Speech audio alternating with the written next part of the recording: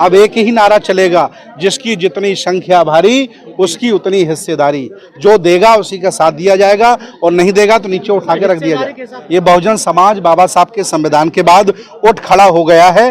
अब इस लायक हो गया है कि अपना मान सम्मान स्वाभिमान गले में हाथ डाल करके खींच सकता है। अब हम किसी के गुलाम नहीं है। हिंदू देवी देवताओं का अपमान हुआ कब? मैंने ये कहा कि मैं तुम्हें नहीं मानता, तुम्हारी जो औकात हो तुम ये कह दो मैं बुद्ध अम्बेडकर को नहीं मानता, मुझे कोई तकलीफ नहीं होगी। घड़ा मटके में पानी पीने पर मुझे मार देते हो और जाति के आधार पर हमारा शोषण होता हो, ऐसे भारत को बदलने के लिए मेरा आंदोलन है। मंत्री पद विधायक बहुत छोटा पद होता है। ये देश जाग गया है, अब विचारधारा आगे बढ़ेगी और देश भारत आगे बढ़ेगा। लेकिन सर जो केजरीवाल जी हैं वो बाबा साहब की बात करते हैं, भगत सिंह की बात करते हैं, फोटो लगाते हैं लेफ्ट राइट में पंजाब में, लेकिन आप उसमें कमी निकाल रहे हैं। एक्चुअली केजरीवाल जी से तो हमें कोई शिकायत ही नहीं है, उन्होंने कोई नुकसान भी हमारा नहीं किया। शिकायत उनसे है जो मेरी 22 प्रतिज्ञाओं पर घबरा रहे हैं, परेशान हो रहे हैं। राजेंद्र पाल गौतम जी को जान से मारने की धमकी दे रहे हैं। मुझे दिन में 10 फोन आते हैं और कहते हैं कि तुम्हें मार दूंगा। मैंने कहा जगह बताओ कौन सी जगह मारोगे? तो मैंने उनसे कहा कि भंते सुमित रतन को मार दोगे, हजारों सुमित रतन पैदा हो जाएंगे, लेकिन तुम्हारी गुलामी स्वीकार नहीं करेंगे। एक्चुअली बाबा साहब बुद्ध से नफरत उन्हें इसलिए है क्योंकि उनकी दुकानें बंद हो रही हैं। आप समझिए बात को, एटीएम पासवर्ड उन्हीं के पास है, वो लॉक लग रहा है, बंद हो रहा है, तो बौखलाया हुआ बामनवाद घूम रहा है। लेकिन सर आप कह रहे हैं कि बीजेपी इतना कर रही है तो विपक्ष में उसका तो काम है ये करने का। देखिए, बहुजन समाज के हकों को जो छीनेगा, सामाजिक धार्मिक राजनीतिक आर्थिक जो भी गुलामी देगा, हम उनके साथ खड़े रहेंगे। क्योंकि हम बहुजन समाज की रोटी खाते। क्यों नहीं आपके साथ खड़ी हो रही सर? कौन पार्टी हमारे साथ खड़ी नहीं हो रही? अरे पार्टी बहुत बड़ी छोटी चीज है भाई, जब विचारधारा पूरी खड़ी हो गई देश भारत की। आज जितने अम्बेडकरवादी हैं, बुद्धिस्ट हैं, सब राजेंद्र पाल जी के साथ खड़े हैं, तो पार्टी तो बहुत छोटी चीज है। लेकिन सुमित रतन जी, संजय जैन, सत्येंद्र जैन जेल जाते हैं तो सब ट्वीट करते हैं, प्रेस कॉन्फ्रेंस करते हैं आम आदमी पार्टी के नेता, एक भी आदमी नहीं आया आपके सपोर्ट में सर, गौतम जी के सपोर्ट में। चलिए वो डर रहे होंगे, वो भी एक्चुअली उसी विचारधारा के लोग हैं, उनमें क्षमता नहीं है अभी खोल के बोलने की। लेकिन हम लोग बाबा साहब के शेर हैं, दहाड़ेंगे और इनसे जीतेंगे भी। कुछ लोग कह रहे हैं कि जो केजरीवाल जी वो भी संघी हैं। आप वो खुद स्वीकार करते हैं, इसमें हमें कहने की जरूरत का, उन्होंने खुद स्वीकार किया है कि मेरा बचपना आरएसएस में गुजरा है, तो हमें बार बार कहने की क्या जरूरत है? वो कह रहे हैं कि हम कृष्ण के वंशज हैं, कंसों को नहीं छोड़ेंगे, किसकी तरफ इशारा? कोई बात नहीं, वो जिसके वंशज हैं बने रहें, जो अच्छा कार्य करेगा, जो सबको लेकर के चलेगा उसका साथ दिया जाएगा, और जो नफरत फैलाएगा, भारत को तोड़ेगा, उसको देश से भगाया जाएगा। हिंदू देवी देवताओं का अपमान सहा नहीं जाएगा। हिंदू देवी देवताओं का अपमान हुआ कब? मैंने ये कहा कि मैं तुम्हें नहीं मानता, तुम्हारी जो औकात हो तुम ये कह दो मैं बुद्ध अम्बेडकर को नहीं मानता, मुझे कोई तकलीफ नहीं होगी। एक्चुअली तकलीफ उन्हें इस बात से है कि ये मेरी गिरफ्त से बाहर जा रहे हैं।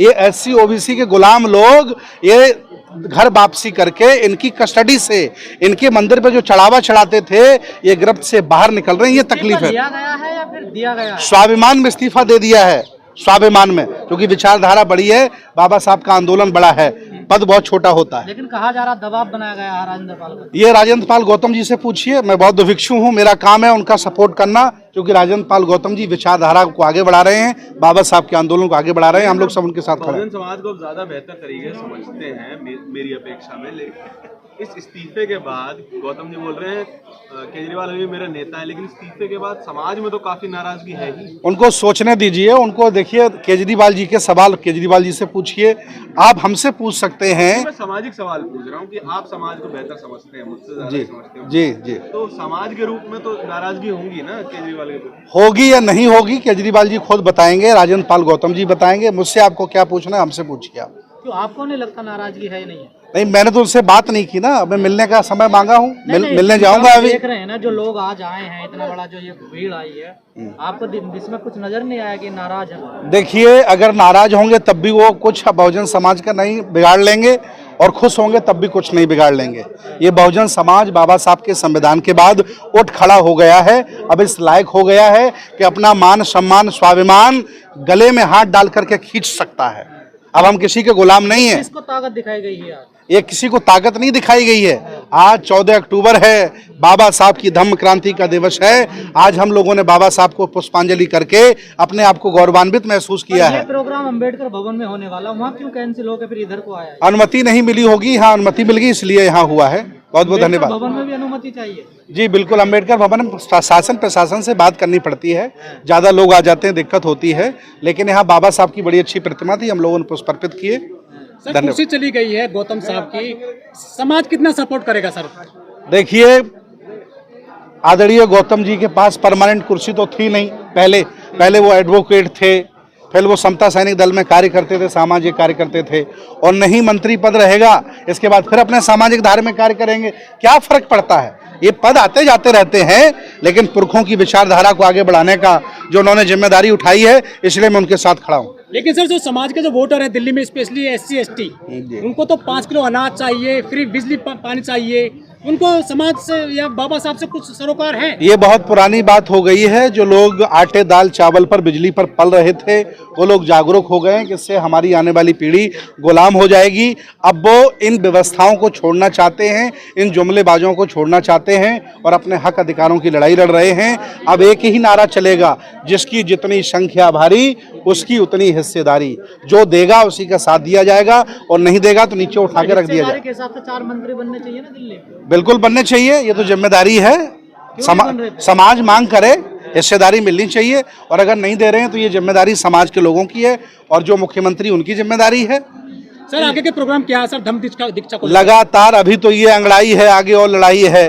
दिल्ली से आगाज हुआ और चिंगारी लगी लखनऊ में, अब हम जम्मू कश्मीर जा रहे हैं, इसके बाद गुजरात जा रहे हैं, पटना जा रहे हैं, देहरादून जा रहे हैं, जयपुर जा रहे हैं, रांची जा रहे हैं। हर राज्य में 1-1 लाख लोग दीक्षा लेने वाले हैं और अब 10 करोड़ लोग दीक्षा लेंगे। अब बदलाव आएगा, लोग घर वापसी करेंगे। इंकलाब जिंदाबाद।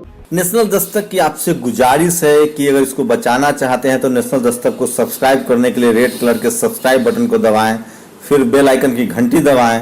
नेशनल दस्तक को बचाने के लिए बहुत जरूरी है कि हर खबर को शेयर करें, लाइक करें, कमेंट जरूर करें।